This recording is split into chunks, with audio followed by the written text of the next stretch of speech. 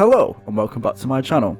I'm Caesar Salad and today we're going to be talking about the Praetorian Guard. So, in short, this was a branch of the Roman military system that became increasingly more powerful over the later centuries in the Roman Empire. It was the sole protector of the Roman Emperor, who were essentially under his sole command. They were introduced in the late 10s BC by the first emperor of Rome, Augustus Caesar. The Praetorian Guard had multiple duties, first and foremost to protect the emperor, both domestically and while he was on campaign. They did also actually carry out espionage activities and did have a administration capacity. As well as the emperor himself, they also looked after the imperial family, so taking guard out front of their estates. In later years, they would famously auction off the title of emperor to the highest bidder, with their power exceeding that of the emperor. This story does come to an end in the early 4th century BC with Constantine the Great, when he would eventually disband them, leaving behind a legacy of power struggles, corruption, murder, and assassination. So, who were the Praetorian Guard and how did they originate? The history of the Praetorian Guard is both bloody and fascinating, originating as guards of commanders, magistrates, and high-ranking officials within the time of the Roman Republic, being known then as the Praetorian cohorts. The name Praetorian actually derives from the commander's tent, the Praetorian. According to records, it was Scipio Africanus himself in 135 BC during the siege of Numantia that bodyguards were actually used for personal security. Scipio handpicked 500 men to defend against sorties from the enemy. This actually made him, if not one of, or if the first known people to actually use a unit as his personal bodyguard. However, records do exist stating the Scipio family as early as 275 BC did use bodyguards, though during this time a bodyguard unit was not permanent and was rather a temporary precaution for those who deemed their security of utmost importance and feeling that they may be at risk, whether it be on campaign or within the city. Not anyone could just be part of the bodyguard. The men chosen for these units were chosen for their prowess of battle, bravery, and loyalty. It wasn't until the transition from Republic to Empire did this military institution become solidified within the Roman military system. So essentially, the Praetorian cohort protected the Praetorian, leading to their name, becoming the Praetorian Guard. So what actually made this elite unit different to that of your normal legionary? From the perspective of perks, there were quite a number of enviable differences. First of all, Augustus Caesar, or Octavian as he was previously known, established the Guard as an institution once he had established himself as emperor. This was done by defeating Mark Antony at the Battle of Actium in 31 BC. And it must also be noted that Octavian and Mark Antony did have groups of Praetorian Guards with them, with Augustus merging units from Antony's leftover Praetorian into his own, then swearing allegiance to him. And each of these Praetorian Guard from either side originated as veterans from the time of Caesar. Perhaps one of the most enviable perks of being a Praetorian was the pay. Initially, it was declared by Augustus himself to be double that of the regular legionary. However, it was actually made triple. A sign of their rank was also demonstrated by Augustus himself by leaving each member of the Praetorian Guard 1,000 sestertii in his will. Discharge pay was also significantly more, with a Praetorian receiving 5,000 denarii, while a normal legionary would receive 3,000 denarii. Also, side note, soldiers are paid like 3 times a year, and to protect the coffers when on campaign, the coffers were actually buried underneath a shrine to protect them from potential soldiers wanting to loot the gold. So, yeah, just throw that in there. Pay in terms of wages and discharge did fluctuate over the years depending on the current circumstances and the events happening at that time. In turbulent times, pay would drastically increase, as those who sought power would like to receive the backing of the army and especially the Praetorian Guard. And there's actually one instance where the Praetorians received 5 years' pay in one lump sum, making them incredibly rich. There was also it wasn't considered a bribe, it was considered a gift.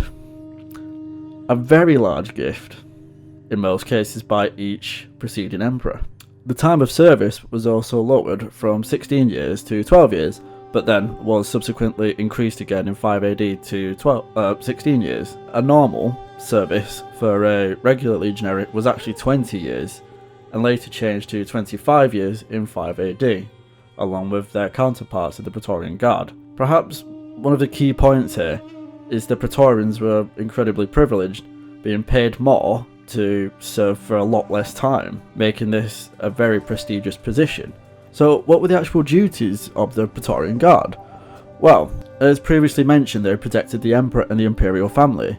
They would stand guard outside the imperial palaces and homes, and also offer as an escort through the city of Rome itself and while on campaign. Although they did carry out their priority of protecting the emperor and the royal family, they did carry out other activities within the Eternal City besides carrying out the emperor's will. An example, they were actually used as firefighters in some cases. They were also engaged in espionage activities and spying on citizens, whether it be in theatrical performances or gladiatorial games. And they wouldn't don their armour, they would actually dress as normal citizens. They would actually document and observe those around them to see if anyone could potentially be an enemy of the state or actually want to hear what people were saying about the emperor, and if they criticised him, then they may be put on a list. It's the Praetorian Guard. As well as this, they also carried out numerous assassinations both in their and the emperor's interests. They were used on numerous occasions in battle, demonstrating their fighting prowess while protecting the emperor. This was proven numerous times in the later empire when the emperor himself would personally go on campaign. So, how were they actually organised? Well, it is actually disputed still to this day what the actual numbers of the Praetorian Guard were, as they were believed to actually be similar unit size to that of a Roman legion, which is roughly 5,000 to 5,500, although most legions were under strength. Rough estimations have been theorised based on the information we know of a certain time and events that were happening within that time period. Also, the political climate did massively affect how large the units were of the Praetorian Guard. And the information we are given, some of the sources and their credibility does waver. Augustus, the first emperor, initially created 9 cohorts of 500 men each, creating a force of 4,500 men. Alongside these men were also German detachments of cavalry, which were actually used before the Praetorian Guard was established as an institution. These Germans were called German corporis custodes. As previously mentioned before, Augustus originally transferred units raised by Antony himself and brought them into his own and merged them together, who would then swear allegiance to him. And with like the previous years and recent years, Augustus did not want to give off like a tyrannical vibe with like all these like soldiers around, so he actually only stationed 3 cohorts within the city itself of Rome and dispersed the rest amongst the cities within Italy. Another reason for this was to ensure that the power of the Praetorian Guard was not consolidated into one place, thus giving them more potential power, which subsequently did happen in later years, but we'll get to that later. The power structure was centralised with 2 prefects taking charge of the Praetorian Guard as a whole. Although previously each cohort was given a military tribune, this was still the case, however the power did still lie with the prefects. The most probable reason for there being 2 prefects, again, was to ensure power did not lie with one man and instead lay with 2, creating the less likely chance of the Praetorian consolidating its power.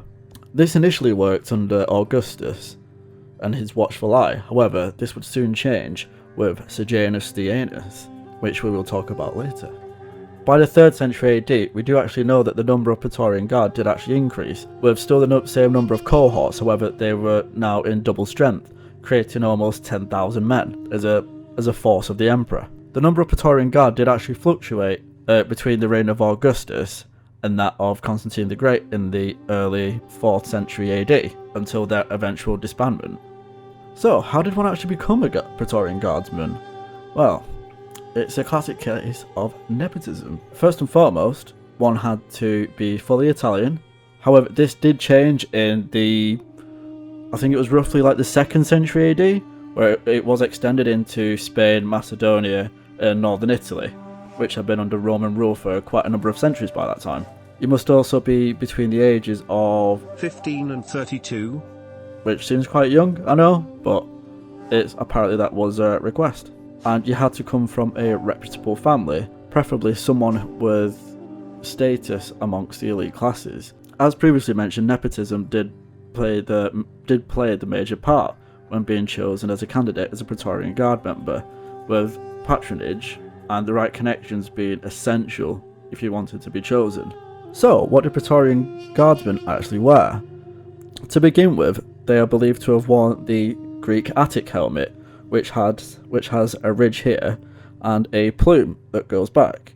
However, though it is believed that this helmet did serve the purpose of ceremony and being used in parades, whether it be a triumph or a festival, it certainly wasn't used during battle, as it was impractical, and more than likely they were actually using the helmet style of a Roman legionary. The shield is also distinctively different, with it being oval and not rectangular like that of a legionary, as you can see here. The iconography on the shield did also vary, as each cohort was encouraged to have its own identity. The iconography can range from a moon, lightning bolts, and that of a scorpion, which I believe was the star sign of the Emperor Claudius. The armour was also very similar to that of a legionary, using the famous lorica segmentata, though in the later years they are depicted as using scale armour. While taking on the duties in the Eternal City, they would not necessarily actually wear their splendid armour and would actually don the style of a normal toga, as they did not want to demonstrate who they were and have everyone know what they were doing. As previously mentioned, they would spy and act as secret police. So now we've got to the big question: how did their power grow? Well, like I mentioned, this all starts with Sejanus the Anus. So, as previously discussed, the Guard were spread out amongst Italy, with only a few units actually held within the city of Rome itself. This would now change under the prefect Sejanus, who had built the notorious Castra Praetoria just outside of Rome in 23 AD. Barracks were erected and stone walls surrounded the whole compound. This created a single place for the Guard to gather, creating a place that could hold up to 15,000 men. Instantly, this gave the Guard the power and influence they desired over Rome and its politics.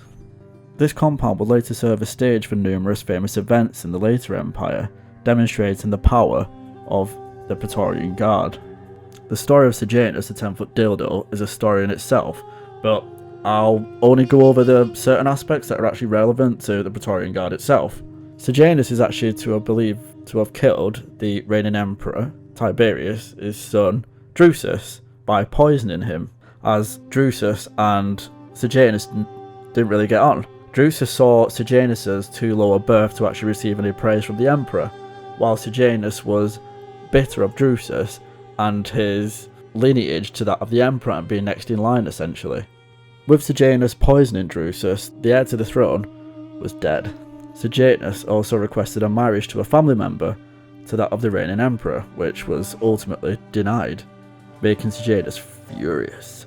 Also, Sejanus played on the paranoia that the Emperor Tiberius had during his reign. Tiberius was rightfully paranoid about usurpers and potential assassinations. This led to the Emperor putting his full trust into his Praetorian prefect, Sejanus. Big mistake. And with Sejanus being the sole prefect, this gave him incredible power, as he had the ear of the Emperor himself. Though Sejanus initially shared the honour of prefect with his father was then moved to Egypt to govern it, leading to Sejanus becoming the sole prefect. Sejanus would actually badger the emperor to the point where the emperor would leave Rome to the island of Capri, where it was believed to be safer. This essentially led to Sejanus being the de facto ruler, with the emperor no longer being in the city and Sejanus now taking control of the city. He would now make his moves against those who opposed him or even criticised him. The terror that Sejanus created was done with impunity and without any repercussions. For the moment, that is. This guy Sejanus had bollocks like boulders, mate. Like, he was swinging it about. But it wasn't until the emperor actually discovered the numerous ploys and plots that Sejanus had actually conducted and was continuing to conduct. This led to the emperor actually denouncing the prefect. Sejanus? What's This led to Sejanus and his family actually being murdered in quite a brutal fashion. I'm pretty sure there was something about it being pulled apart and being like paraded through the city, which was quite frequent, disturbingly, in ancient Rome, but I can't remember. But something bad happened. Although the tyrant was now dead, this actually laid the foundation of the Praetorian Guard for the next 300 years, and their reign of terror would only come until Constantine the Great would finally disband. So, what are the actual notable events created by the Praetorian Guard in their place in Roman history? So, to start with, they assassinated numerous emperors, and I do have a list, so bear with me a minute. The first was Caligula, with his reign from 37 AD to 41 AD. Galba, reigning 68 AD to 69 AD, along with his successor, Piso. Pertinax, reigning from 193 AD, again to 193 AD, short term. Egalbus, reigning 218 AD to 222 AD. Pupinus, reigning 238 AD for 3 months, along with his co-emperor Balbus, reigning for the same time. And eventually Aurelian, it's a shame, the restorer, still got assassinated. Following on from this, as mentioned before, they actually auctioned off the title of emperor to the highest bidder. After they assassinated the emperor Pertinax in 193 AD, they held an auction over the walls of the Castra Praetoria between 2 men, Didas Julianus and Sulpicianus, I believe, who was a relative of Pertinax, if I'm correct. Offers of money was bounced from either side, seeing who could create the biggest bid. Well, it was actually Didas Julianus who actually won this bidding war with 25,000 sestertii per member of the Praetorian Guard. Some historians estimate with the time and the number of Praetorians, this would amount to 200 million sestertii. This is actually quite comical. In my eyes, they actually found the Emperor Claudius after they killed Caligula. When they went looking for a living relative, they found Claudius shitting his pants behind curtains because he thought the Praetorians were going to kill him. That wasn't the case, and they actually came to actually announce him as emperor. The only reason they did this was to justify their own existence, because no emperor, no Praetorian Guard, and he actually ended up being quite a good emperor, Claudius, funnily enough. So, what actually led to their downfall? All this murder and king-making did actually lead to being their eventual downfall during the civil war between Constantine the Great and Maxentius, who were fighting for power. The Guard chose the wrong side, Maxentius. The Battle of the Milvian Bridge is perhaps one of the most, if not the most significant turning points in Roman history, as it defined the future of the empire. And although the Praetorian Guard did fight bravely on behalf of Maxentius, Maxentius was defeated. Maxentius himself actually drowned in the river during the battle. After the battle, his body was recovered, his head was cut off, and then it was paraded around the city. And then it was eventually sent to Africa, if I'm not mistaken. The victory Constantine the Great had achieved over his adversary was now the defining factor for the Praetorian Guard and their future. Instead of actually massacring the Praetorian Guard, he decided to actually disband them. He did this by spreading them out over the battlements on the Rhine to defend against the barbarian hordes from Germany. And the Castra Praetoria was destroyed, ensuring that the nucleus of the once so powerful guard could no longer be again. The reign of terror of the Praetorian Guard was now over after 300 years.